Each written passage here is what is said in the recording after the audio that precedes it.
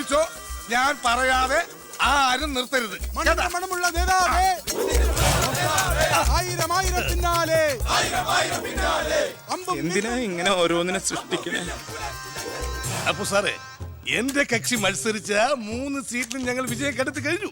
ഇവരുന്ന മന്ത്രിസഭയിൽ ആഭ്യന്തരം തന്നെ പിടിക്കാനാണ് എന്റെ തീരുമാനം. അതെ, എങ്കിലും ഞാൻ ഇറങ്ങാണ്. അയ്യോ പോകല്ലേ പോകല്ലേ, നമുക്ക് ചർച്ച ചെയ്യാം. എന്റെ തീരുമാനത്തിൽ മാറ്റൂല. ഇല്ലെങ്കിൽ വീണ്ടും ഒരു ഇലക്ഷൻ നേരിടാൻ അല്ല, തയ്യാറല്ല. ഞാൻ പറയുന്നു കേക്ക്. തിരക്ക് വേണ്ട, നിങ്ങൾ സമയം എടുത്ത് ആലോചിച്ചിട്ട് മതി. അവൻ പറഞ്ഞതിൽ ഒരു തെറ്റുമില്ല. ആഭ്യന്തരം അവന് തന്നെ കൊടുക്കണം. ആഭ്യന്തരം വിട്ടിട്ട് കാലിരിക്കില്ല. അഭ്യന്തരം എന്ന് പറയാൻ തനിക്ക് എന്ത് യോഗ്യതയാണോ ഉള്ളത്? മന്ത്രിസഭ ഉണ്ടാക്കാൻ അവൻ വേണം. കൃഷ്ണകുമാർ തനിക്കറിയോ? എന്നെ ഒന്നുകൂടെ വന്നേ. അവൻ പണങ്ങി പോയതാണോ? കാര്യം കാണാൻ കഴുതക്കാരും പിടിക്കണം. ഞാൻ ആരുടെ കാല് പിടിക്കണം എന്നാ പറഞ്ഞേ? തന്റെ കാല് പിടിക്കണോ? തന്റെ മോന്റെ കാല് പിടിക്കണോ? ഞാൻ ആരുടെയും പിടിക്കാൻ തയ്യാറാ. ഒന്നുകൂടെ ആലോചിച്ചിട്ട് പോരെ പക്വതയില്ലാത്ത ഒരുത്തന്റെ കയ്യിൽ ആഭ്യന്തരം കൊടുക്കാൻ. അവന്റെ പിറകിൽ ഞാനില്ലടോ. അവനെ മുന്നിൽ നിർത്തി ഞാൻ ഭരിക്കും. ആരൊക്കെ എന്തൊക്കെ പറഞ്ഞാലും ആഭ്യന്തരം ഞാൻ വിട്ടു തരില്ല. തനിക്ക് കൈയിട്ട് വരാൻ പറ്റിയ ഒരു വകുപ്പ് തന്നാ പോരെ? തരാം. എങ്കിൽ വനം മതി. നമുക്ക് സാവധാനം വെളുപ്പിച്ചെടുക്കാം. അതിന് യോഗ്യതയിലൊന്നും മാത്രം ആരും പറയരുത്. കാരണം ഞാൻ കാടിന്റെ മകനാണ്. കൃഷ്ണകുമാറായ ഞാൻ നിയമം വഴി സ്ഥാപിതമായ ഭാരതത്തിന്റെ ഭരണഘടനയോട് ഒരു മന്ത്രി എന്ന നിലയിൽ എന്റെ കർത്തവ്യങ്ങൾ വിശ്വസ്തയോടെ മനസാക്ഷിയെ മുൻനിർത്തി നിർവഹിക്കുമെന്നും ബി കൃഷ്ണകുമാർ ആഭ്യന്തരമന്ത്രിയായി സത്യപ്രതിജ്ഞ ചെയ്ത അധികാരമേറ്റു.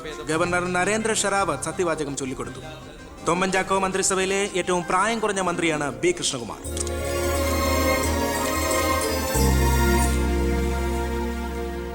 പുരകത്തുമ്പോൾ വാഴ വെട്ടുന്നു എന്ന രീതിയിലല്ലേ ഭൂരിപക്ഷം തികയ്ക്കാൻ ബുദ്ധിമുട്ടിയ KDF നിന്നും നിങ്ങൾ ആഭ്യന്തരമന്ത്രി സ്ഥാനം വില പറഞ്ഞു വാങ്ങിച്ചത്? എനിക്ക് കിട്ടിയ അവസരവും ഉപയോഗിച്ചു എന്നുള്ളത് ശരിയാണ്. അത് പക്ഷേ എന്റെയും കുടുംബത്തിന്റെയും സാമ്പത്തിക ഭദ്രത അരക്കെട്ട് ഉറപ്പിക്കാനോ അധികാര ദുർവിനിയോഗത്തിനോ അല്ല, മറിച്ച് എനിക്ക് കിട്ടിയ ഈ അധികാരം ജനനന്മയ്ക്കായി വിവേകത്തോടെ ഉപയോഗിക്കാനാണ്. അച്ഛനെതിരെ മത്സരിച്ചപ്പോഴുണ്ടായ മാനസികാവസ്ഥ? ഞാൻ അച്ഛനെതിരായിട്ടല്ല, അച്ഛന്റെ രാഷ്ട്രീയ നയങ്ങൾക്കെതിരെയാണ് മത്സരിച്ചത്. രാഷ്ട്രീയം വ്യക്തിനിഷ്ഠമല്ല. അച്ഛനെ തോൽപ്പിച്ചപ്പോൾ എന്തു തോന്നി? ഞാനല്ലോ തോൽപ്പിച്ചത്, ജനങ്ങളല്ലേ. രാഷ്ട്രീയക്കാർ കൊള്ളരുതായ്മ കാണിച്ചാൽ വോട്ടിങ്ങിലൂടെ പുറത്താക്കാൻ ജനങ്ങൾക്ക് അവകാശമുണ്ട്. അപ്പോൾ താങ്കളുടെ അച്ഛൻ ശ്രീ ബാലഗംഗാധരൻ ഒരു കൊള്ളരുതാത്തവരും അഴിമതിക്കാരും ഒക്കെ ആണെന്നാണോ ബഹുമാനപ്പെട്ട മന്ത്രി പറയുന്നത്? ഞാനൊരു വ്യക്തിയല്ല ഉദ്ദേശിച്ചത്. അച്ഛൻ കുറ്റവിമുക്തനാണെന്ന് തെളിയിക്കപ്പെട്ട താങ്കൾ ഈ മന്ത്രിസ്ഥാനം ഒഴിഞ്ഞ് അദ്ദേഹത്തിന് വീണ്ടും ഒരു അവസരം നൽകുമോ? അച്ഛൻ നിരപരാധിയാണെന്ന് തെളിഞ്ഞാൽ പാർട്ടി ആവശ്യപ്പെട്ടാൽ എന്റെ മന്ത്രി പദവിയും MLA സ്ഥാനവും ഉപേക്ഷിക്കാൻ ഞാൻ തയ്യാറാണ്. കുറച്ച് സമയം, ഒരുപാട് കാര്യങ്ങൾ. അപ്പോ നമുക്ക് വീണ്ടും കാണാം.